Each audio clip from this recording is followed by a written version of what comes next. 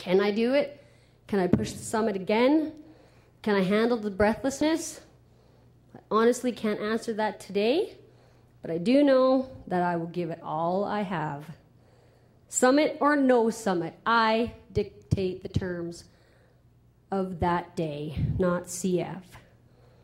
So until the next summit, I move on to my new passion, fundraising for the III for CF research. As of March 6th, myself and 6 other members of the Calgary community will make up the newly created Summit Foundation, inspired by the extreme challenges facing those afflicted with CF, my own personal summits, and we will partner up with the Calgary Health Region and the REACH program to move our fundraising efforts to an even more amazing platform. As the REACH ambassador, I'm thrilled to write this history and to make my difference. And if everything works out as I hope, I am going to benefit from this commitment. Nothing this huge can be done alone, and you never know which donated dollar is going to find that cure or control. So as I wait for whatever comes next, I study for a BA in Spanish at the university. I enjoy wonderful weekends with my husband in our little nest out in Canmore. I spend time on the couch with my dog, Scooby. I delight in all the family get-togethers. I clap at the TV when a performance is worthy, thinking that the person can hear me. I'm proud to be Canadian, proud to be a Calgarian, and I will always hold my head up high. I will remember the feeling that enveloped me upon my summits. I will continue playing in my Grey Cup games, and I will never have regrets. This is my life, and it's happening. Thank you. Muchísimas gracias for your time and for your attention. I hope that I can leave a footprint on your heart so that you can start to make your own path. Let your light shine. I give you permission. Thank you.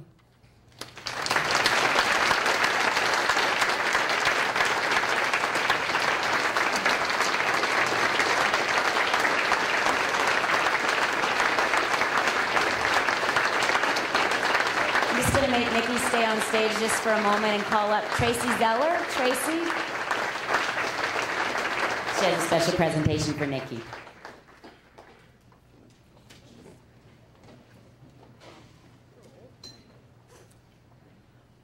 On behalf of all the volunteers with the Mountain of Heroes Foundation, we'd like to present Nikki with a little appreciation of all of her hard work and efforts pulling together this event. Nikki, you truly are the wind beneath our wings. Oh, thank you.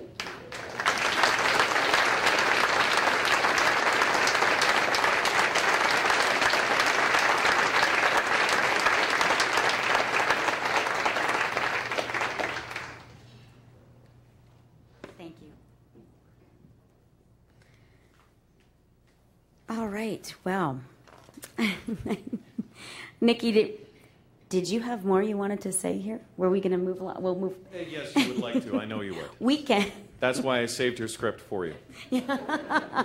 I've learned my first lesson. Oh, my God. Didn't I organize this event? It's all right. Oh, my God. These are emotional moments. It's all good. Oh, I know. I just want to go to bed. Oh, there's one over there.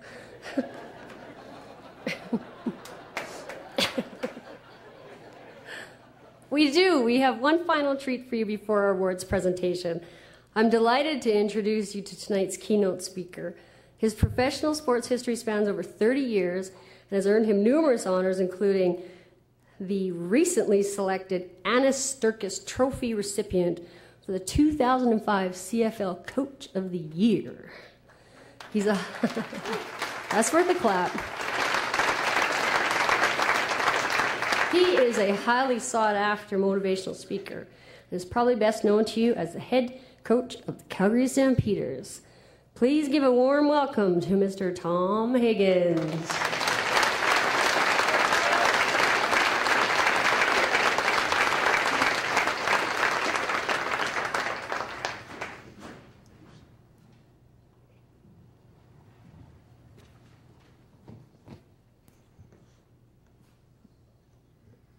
Good evening, and thank you, Nikki.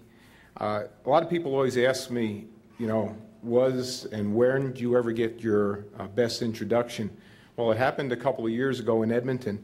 You see, the Master of Ceremonies didn't show up, so I had to introduce myself.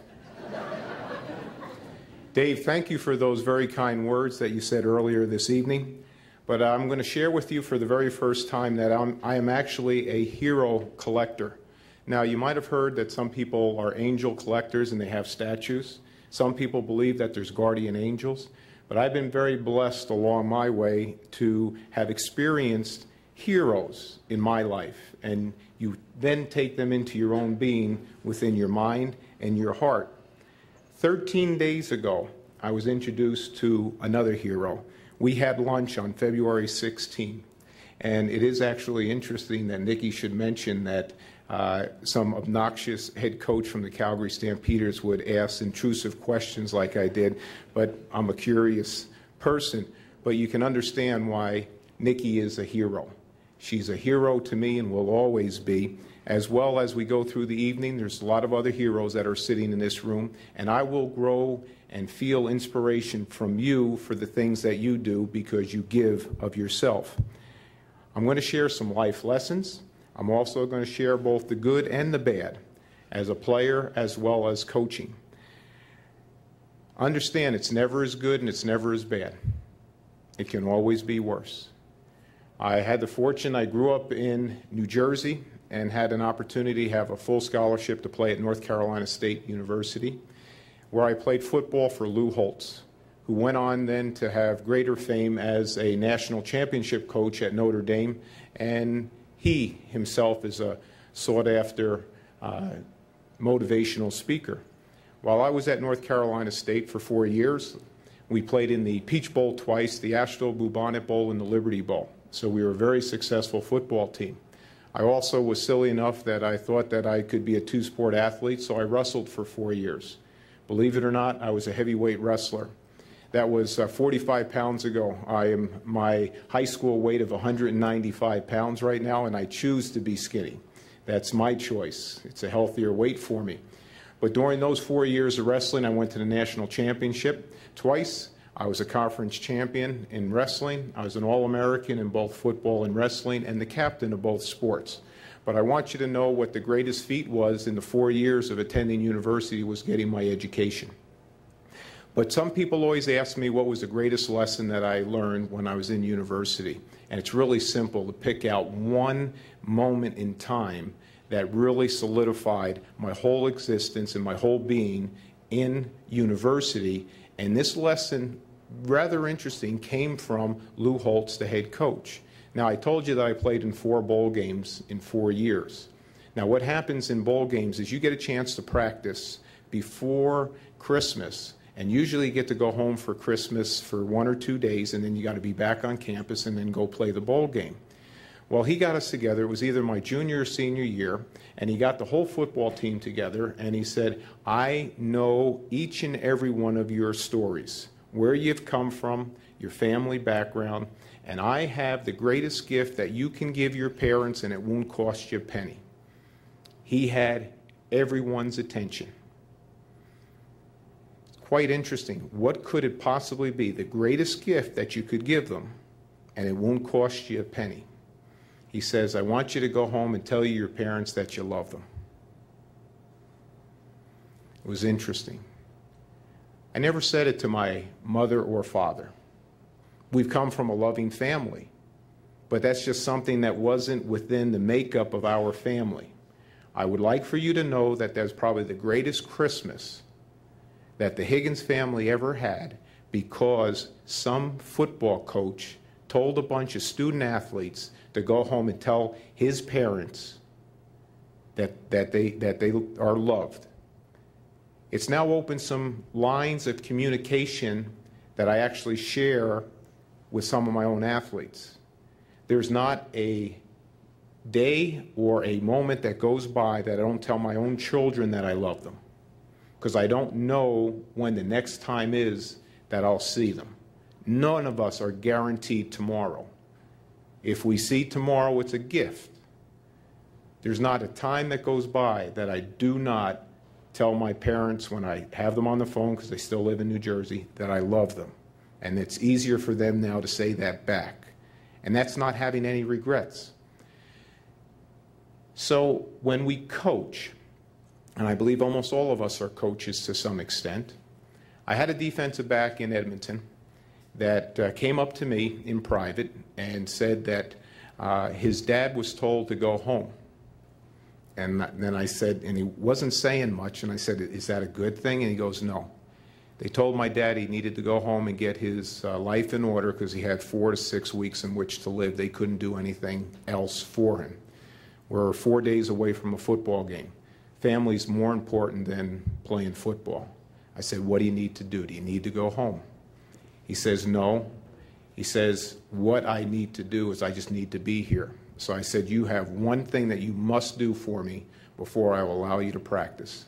I said, make sure everything is right with you and your dad. I said, do you understand what I'm talking about? And so we had a lengthy discussion. He did that the next day because I asked him. One day before the game, so this is 4 days later, his dad died. It's heavy. He said, now what can we do for you? Do you need to get home? He said, no, I need to play.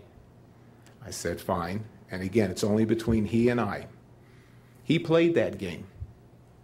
Now, when I coach a football team, after the game is over, a lot of times you'll see, if you've seen movies, that the head coach gives out footballs. I don't believe in that. I don't give out footballs because that's signaling individuals. And the only way we ever win is we win together as a team. But there are certain circumstances where I want to make a presentation. If somebody just had a new addition to their family and had a baby, then the family gets a football to recognize it. After the football game, I made sure that the football team paid attention to what was going to be said. So you could hear a pin drop. And I said to Malcolm Frank, who was the defensive back who was playing, I said, I know your dad is very proud of you and that he saw you play today. So this football is for the Frank family. Now, the outpouring of love that was shown to Malcolm by the rest of the team made it worthwhile coaching. That's why I coach. Not for the wins and the losses, not to be recognized as Coach of the Year. That's secondary. So these are the things that continue to drive me to why I'd like to continue doing what I do, because I think you can have an impact on people's lives. As much as there's stress in life and in situations, it's really what you make it. I'd like to share with you something that Lou Holtz used to always do, and I want you to understand that there is no such thing as magic. But what I'm going to do is ask Nikki if she would come back up to stage and if she would help me with this. And I know I actually mentioned it to her when we had lunch those couple of days ago, and I think she's a little bit nervous about it. So if you wouldn't mind, just come on over. You have to stand next to me.